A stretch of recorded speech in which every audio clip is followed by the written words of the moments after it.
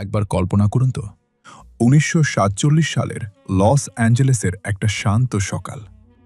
আপনি হাঁটতে হাঁটতে রাস্তার পাশের ঘাসের ওপর একটা ভাঙা খেলনা পুতুল পড়ে থাকতে দেখলেন। কিন্তু কাছে যেতেই আপনার কলিজা শুকিয়ে গেল, কারণ ওটা কোনো প্লাস্টিকের পুতুল ছিল না, ওটা ছিল একটা রক্ত মাংসের মানুষের শরীর। এটাই হলো আমেরিকান ইতিহাসের সবচেয়ে রহস্যময় ঘটনা, দ্য ব্ল্যাক ডালিয়া।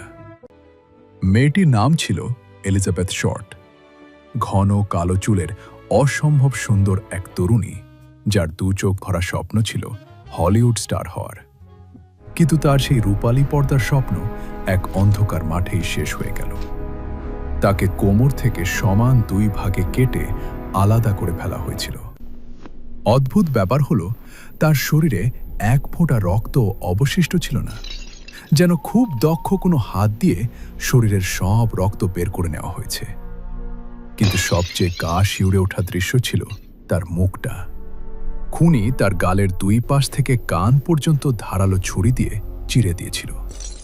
দূর থেকে মনে হচ্ছিল সে যেন বীভৎসভাবে হাসছে, যেটাকে বলা হয় গ্লাসগো স্মাইল। এই ঘটনায় পুরো শহর তোলপাড় হয়ে গিয়েছিল। পুলিশ ১৫০ জনেরও বেশি মানুষকে জেরা করেছিল। অনেকে তো স্রেফ বিখ্যাত হওয়ার নেশায় খুনের অপবাদ নিজের কাঁধেও নিয়েছিল। কিন্তু এত তল্লাশি আর মিডিয়ার মাতামাতির পরেও খুনি যেন কুয়াশার মতো অন্ধকারে মিলিয়ে গেল। এলিজাবেথ শর্ট কোনোদিন বিচার পেলেন না।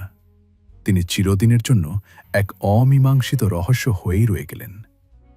খুনি তার সব গোপন তথ্য নিয়েই কবরে চলে গেছে, আর আমাদের জন্য রেখে গেছে শুধু ওই ভৌতিক হাসিটা।